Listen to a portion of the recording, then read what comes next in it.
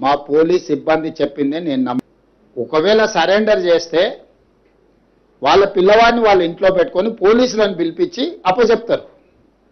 అప్పజెక్షను మీ ఇల్లా నా ఇల్లా? రోడ్డు మధ్యలో పోలీసులు నాకాబందీ చేసి వెహికల్స్ని చెక్ చేస్తున్నప్పుడు అప్పా జంక్షన్లో బండి భగీరథ పోలీసులకు చిక్కిండు. ఇది మా పోలీసులు నాకు చెప్పింది. నిజంగానే అతన్ని సరెండర్ చేసేది ఉంటే అతను ఎక్కడున్నాడో అక్కడికి ఇక్కడ మా అబ్బాయి ఉన్నాడు, మీరు వచ్చి పోలీసులు ఇతన్ని సరెండర్ చేసుకోండి అని చెప్పిండ్రు అనుకోండి, అప్పుడు మనం సరెండర్ అనుకోవచ్చు.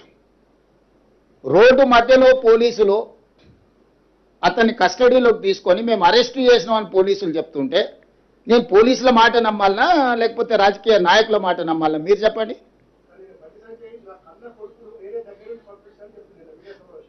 నేను అనేది ఏంటంటే అతను దగ్గరుండే పంపించి ఉండొచ్చు, నేను దగ్గర ఉన్నాడా లేడా అనేది నేను గవా కాదు. అతను ఏం చెప్తే అదే నిజం.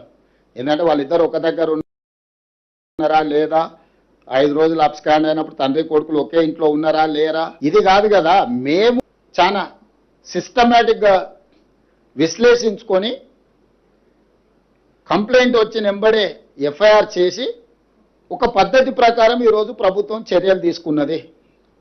మా చర్యల్ని ప్రజలు కానీ కోర్టు కానీ ఎవరు తప్పుపట్టలే. కేటీఆర్ జడ్జిగా, ఆర్ఎస్ ప్రవీణ్ కుమార్ ఐఓగా ఈయన విచారణ చేసిండు, ఆయన శిక్ష విధించేసిండు. అసలు ఏం సిగ్గు కూడా పడారంటే అసలు ఇంత సిగ్గు తప్పిపోయిన వీళ్ళనంటే నాకు అర్థమే అవుతలేదు. ఇప్పుడు ప్రభుత్వానికి పోలీసులకు చట్టాలు ఉన్నాయి. ఫోక్సో కేసులా ఫిర్యాదు రాగానే ఎఫ్ఐఆర్ చేయాలా? 0 మీద ఎఫ్ఐఆర్ చేసినాం. ఎఫ్ఐఆర్ చేసిన తర్వాత పేరెంట్స్ స్టేట్మెంట్ చేసినాం. 24 అవర్స్లో అమ్మాయి స్టేట్మెంట్ రికార్డ్ చేయాలి. ఆ ప్రకారం చేసుకుంటే అమ్మాయి దగ్గర కోర్టు దగ్గరికి తీసుకెళ్లి 164 స్టేట్మెంట్ చేయాలి. ఇది సెన్సిటివ్ కేసు. ఫోక్సో కేసులో ఎవరి వివరాలు చెప్పడానికి లేదు.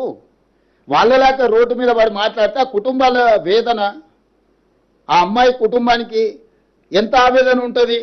వీళ్ళు అడ్డగోలుగా ఇచ్చేసి ఆ అమ్మాయి ఫోటోలు పెట్టి, ఆ అమ్మాయి తల్లిదండ్రుల ఫోటోలు పెట్టి, అసలు కేటీఆర్ అనేటోడు అసలు మనిషా? ఎవడన్నా మనిషి ఇట్లా వ్యవహరిస్తాడానికి? రాజకీయాలు కావాలంటే ఎన్నికల్లో కొట్లాడు, ఎన్నికల్లో ఓడించు.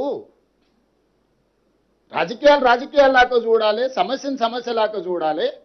ఇది ఒక మైనర్ గర్ల్కి సంబంధించిన ఇష్యూ. దీంట్లో రాజకీయాలకు ఎందుకు? ప్రభుత్వం ఒక పద్ధతిలో చర్యలు తీసుకుంటున్నప్పుడు అందరినీ ఇందులోనే దీంతోనే మొత్తం ఒక మైనర్ అమ్మాయిని అడ్డం పెట్టుకొని రాజకీయంగా ఏదో సాధించినామని ఈ శాడిజం ఏంది? ఇది శాడిస్టిక్ ప్లెజర్ కాదా?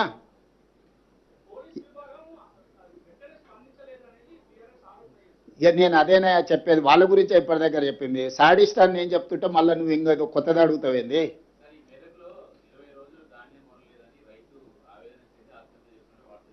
వార్తలు వచ్చినాయి, తప్పకుండా నేను కలెక్టర్కి చెప్పిన ఇమ్మీడియట్గా వెరిఫై చేయమని. నేనేమంటున్నానంటే ఎక్కడైనా ఏదైనా సంఘటన జరిగితే ఆ కుటుంబాన్ని ఆదుకోవడమే కాకుండా దాని బాధ్యులైన అధికారుల మీద కూడా చర్యలు తీసుకుంటున్నాము. కొన్ని దగ్గరలో సంఘటనలు జరగలేదని మేము చెప్తలేం.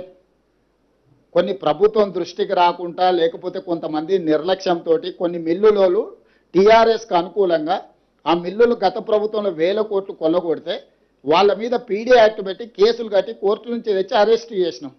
ఇప్పుడు లారీలు ఐకేపీ సెంటర్ల నుంచి లారీలను నింపి మిల్లుల దగ్గరకు పంపిస్తే మిల్లర్స్ కొంతమంది టీఆర్ఎస్కి అనుకూలంగా ఈ టీఆర్ఎస్ నాయకులు పోయి వాళ్ళని దించనీయలేదు.